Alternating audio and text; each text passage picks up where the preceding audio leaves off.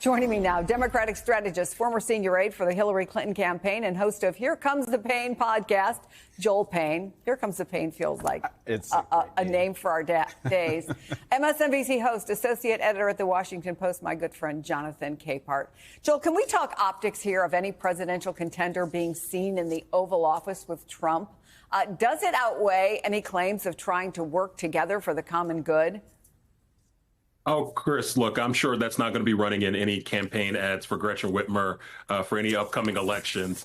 I do think Democrats need to keep the main thing the main by her thing. opposition. That's the question. Yeah, for sure. Democrats need to keep the main thing here. The story of this week is not Gretchen Whitmer doing her job as governor of Michigan, represent her constituents. The story of the week is Donald Trump's chaotic tariff policy. And I think most Democrats who are in the know understand that that is what we need to get in front of voters. Look, Democrats in different positions, whether in office or out of office, are going to have different takes on this, and that's okay. There's room in the big tent for that. I think as long as Democrats understand telling a consistent story to voters about Trump's chaotic policy, that's the most important thing. Yeah, and I think, Jonathan, for a lot of folks, it was acquiescence that they saw, fairly or unfairly, right? I mean, she has a right to go and talk about the auto industry, which is a main driver of the economy in her state.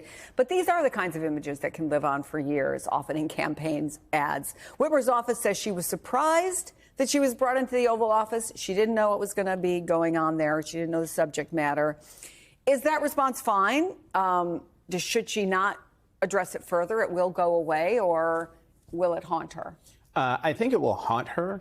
I mean, the moment you start explaining why you were there in the Oval Office with the President of the United States, particularly this President of the United States, you're already in trouble. Look, I agree with Joel. The governor was doing what a governor is supposed to do. She has to run her state. She has to talk to, there are things she needs from the federal government that the president can unlock. And so I agree with Joel. In the grand scheme of things, we've got to cut her some slack. However, there is a 2028 presidential race that's coming, and Democrats are champing at the bit.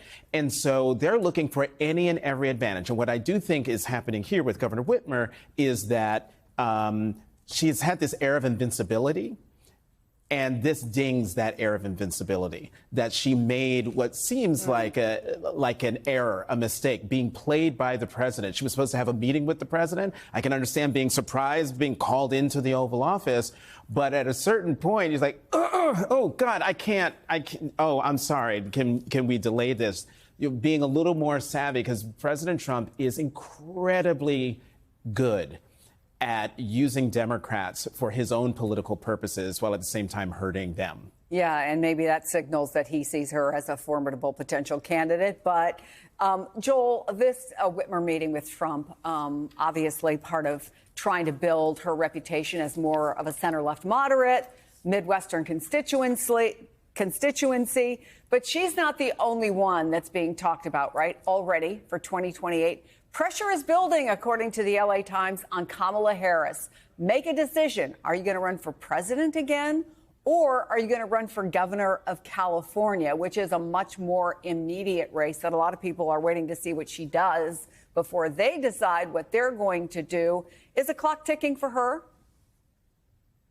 I think if the clock is ticking for anybody in April of 2025, we got bigger problems than whether or not Kamala Harris is going to run. It's a long time before anyone's in front of any voters. Look, I think Vice President Harris has a lot of options in front of her. And she's got a lot of Democrats, by the way, who, despite the defeat last November, feel really good about her, both in her home state in California and across the country. But you know, Democrats are probably going to be in a place where they're going to be considering potential 2028 candidates a lot earlier than they normally would. I worked the 2008 presidential cycle where it was Barack Obama, Hillary Clinton, John Edwards, Joe Biden, et cetera. This cycle coming up reminds me of what that cycle was. You will see lots of Democrats jump in. You will see lots of big names. And I think there will be lots of formidable Democrats that are making moves early, whether it's J.B. Pritzker, Gavin Newsom. We talked about Gretchen Whitmer, Kamala Harris. The list goes on, Raphael Warnock, so on and so forth. And I think you're going to see lots of Democrats start to make those moves. But maybe we're a little bit too early, 5 months out from the last election. Okay, well, let's talk about who's not going to run. Michelle Obama.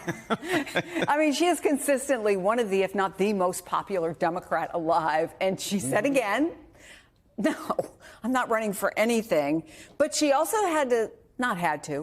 she also smacked down divorce rumors that grew out of her not attending the inauguration or Jimmy Carter's funeral. Here's what she said.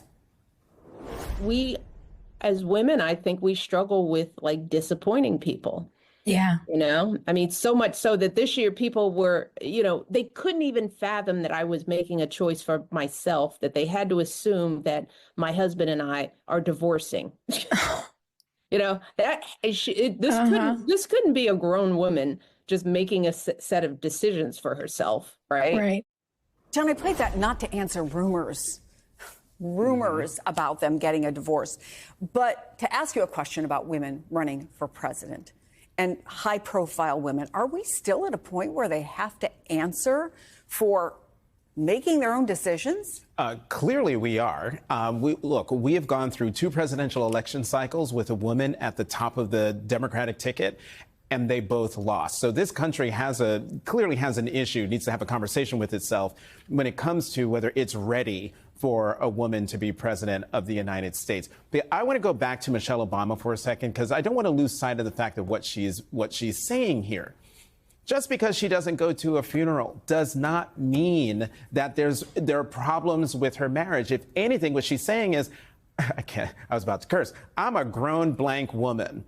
I am independent of my husband. I have my own thoughts. I have my own things that I want to do. And this realm of politics over here, y'all knew for 8 years when I was in the White House, I didn't like politics. You keep asking me to run for president. How many times do I have to say I am not interested? And maybe just possibly, is she so popular because that is who people know she is? Exactly. And let's not forget, when Hillary Clinton left the Obama administration, she had a 60% approval rating. The moment she got into the race for president.